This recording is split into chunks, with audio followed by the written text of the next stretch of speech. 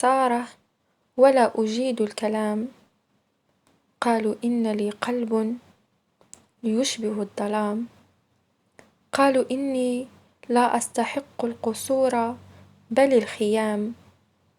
قالوا لي كفاك من الأحلام فأنت تعيشين في أوهام. قالوا عني أبشع الكلام.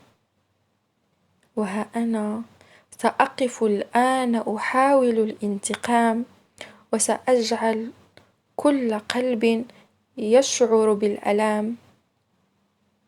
أفنيت عمري كأني بدون لسان، كأني أشعر بالحرمان.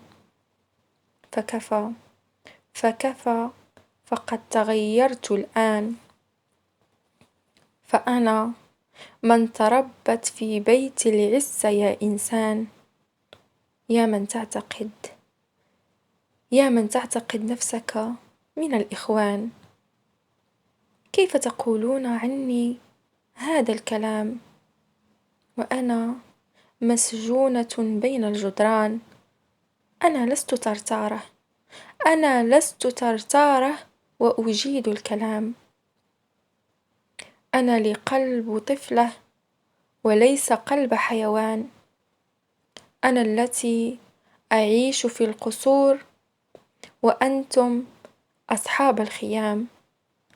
أنا التي أعيش على الأحلام لأنها ستتحقق في يوم من الأيام. أنا هي التي سأواجه أي إنسان بالتحدي وصرامة اللسان. هذه القصيدة كتبتها لبعض الفئة من الناس الذين يفهمون دائما عكس ما نحن عليه، ويحطمون الأحلام التي نحلم أن نحققها يوما ما. لذلك لا يجب عليك أن تحكي وتقول ما بداخلك، فذاك الحلم يخصنا نحن لا هم. لذلك واجه أي إنسان انتقدك وانتقد طموحاتك وتكلم خلفك. اجعل من ضحك عنك تضحك عليه الدنيا. واجههم بنجاحاتك بتحقيق أهدافك. وقف وقفة المظلوم عند تحقيق العدالة. تكن أنت الرابح وهو من خسر القضية.